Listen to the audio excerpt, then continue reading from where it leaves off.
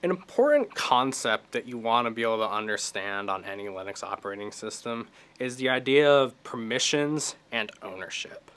Every single file and directory has permissions and ownership on it, and that determines what we can do with that file or directory. Remember, many times when we're working in these environments, we are working in an environment that's on a server, may have other users, we may be downloading files from other sources. The permissioning may not be what we expect. So we need a way to identify what these permissions are, who owns them, and a way to modify them. So, if we take a look here at our simple home directory, not a lot going on here. If, however, we pass in the flags with ls of AL and press enter, all of a sudden there's quite a bit happening. Now we're going to park it here for a while so we can discuss what all this information on this page means and then how we can take action on this. So let's start with this far right hand column. That is fairly self-explanatory. That is the thing we are looking at for the line. Okay, so that is going to be either your file or your directory that the line is in reference to. The column next to it here, that's just the timestamp of the last time this was modified. So we can see this file was modified last on February 15th at 1400, where this one was modified on February 25th. Okay? Now, next to that, this is just the file size. This is just showing us how big the file is. Nothing too crazy there. Where we really want to focus our attention on this screen are the next three columns here. So, first thing is let's take a look at this column I'm highlighting here with my mouse, okay? What this is the user that has ownership of that line. So if we take a look at this My Files directory here, we can see that it's DA129, that's my username. So I know that the user, DA129, has ownership on that file. Why is that important? It's important because it's typically the user is the one that is able to make changes to permissions, which we will talk about next. Okay? So what is this second column that also says DA129? Now, the value in this column typically tends to vary greatly depending on what distribution of Linux we are using, right? So in this case, the way our system is set up is this is the name of your group, and that's in all systems. But what's different is what that thing is named. Okay, so in this case, the name of the group that has ownership over this is also DA129. But think of this more as something like staff or admin. It is a collection of users who has permission on this line. It just so happens that on your virtual machines from the get-go, you have a user with your NetID and you have a group and you are the only member of that group with your NetID. In theory, you could create other users and make those users a member of that group, and then those individuals would have permission on whatever file you gave that group permission on. So now we understand the ownership of both the individual user and the collection of users within a group that owns a file. Now we need to focus on this mess over here. Okay, now this can be a little intimidating, so we're going to break this down a bit. So we have 10 different columns here, right, with 4 different groupings. So let's just focus on this first grouping right here. We see that it's either a D or a hyphen, okay? And in all of these permissions, a hyphen means it does not have the permission, and any value there other than a hyphen means it does have that permission. But in this case, it's kind of a trick question because the first value here isn't a permission at all.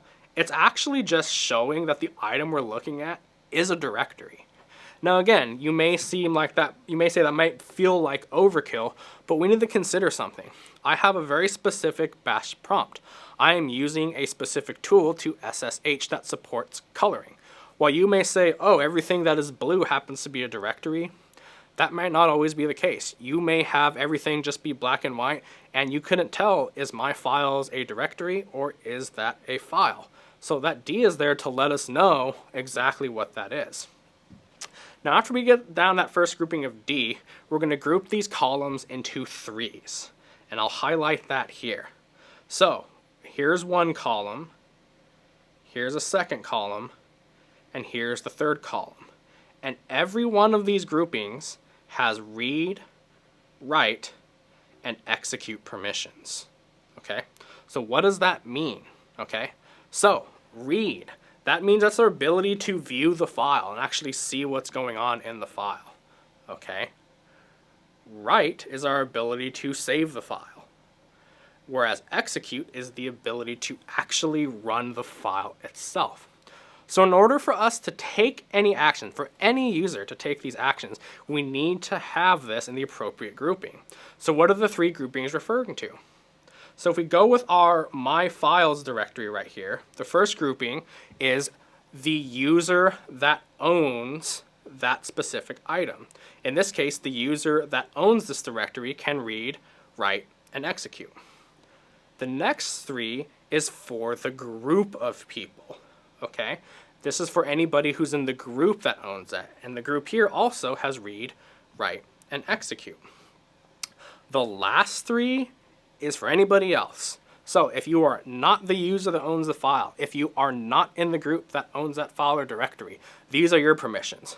So you can see here that anybody other than DA129 or DA129 group can read, cannot write, but can execute, right? And you can see for a lot of things this makes sense by default, right? Like you would not want some stranger necessarily coming in and writing files. You may want something they can run, right? You may create some software other people can run, read, sometimes no harm in that, but you definitely don't want them writing.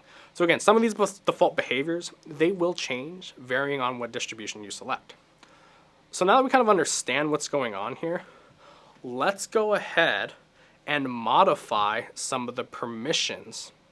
So we're going to go ahead and start here with this ipsum.txt. We can see that it has an empty permission set. So let's see what happens when we try to work with it. If I try to do cat on ipsum.txt and press enter, I get permission denied. Okay, so what's going on here? Well, I don't have read access. And we notice here on this first bit, this first grouping, I don't have any sort of access. However, because we own the file, we should be able to change that. So what we are going to do now is we are going to give ourselves read access. To do that, we're going to use a command called chmod, right? We're just modifying the permissions on the file, okay?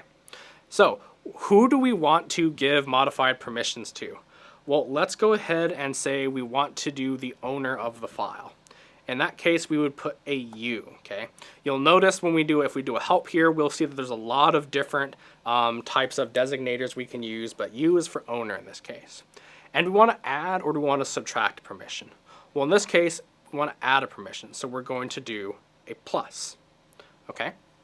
So now that we've done the plus, what we're going to do is we need to say, well, what permission are we actually adding? Well, in this case, we want to add read, so I'll do R for read. So we do chmod U plus R, and then what file do we want to work on? ipsum.txt, we'll press enter, and we're going to run ls-al again. And sure enough, look, now we just have one single read category.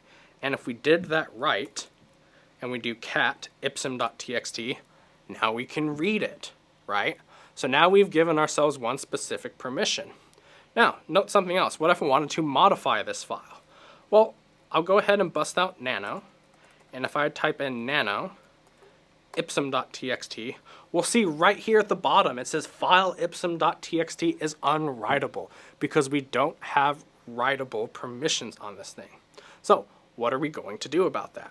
Well, first of all, I'm going to come down here and I'm going to see my shortcut is Control X as an X-ray to exit. So I'm going to go ahead, hold down the Control key and press X to get out of this. And we're going to do the exact same thing. Let's bring up our table again.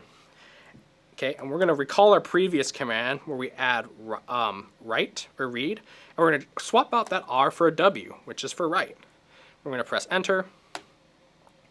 We're going to do ls, with the flags, and now we can see we added write. So if we open up our file again with nano, you can see that that warning now is gone, right? And that's exactly what we wanted to do. I'll go ahead and exit this with Control X again. And one more thing we should know. We've been doing a lot of these examples that have just been focusing on a specific group, but many times you may just want to do kind of a sweeping permission across both the owner of the file, the group owner, and everybody else. In this case, let's say we want to let everybody read the file. all we would do is omit the beginning group modifier and just do a plus or a minus. So I'll just do plus R ls-al again. And now look, it added read to basically everybody on the operating system, and you can do things for subtracting. We will go over the execute in another module where we'll talk about writing scripts.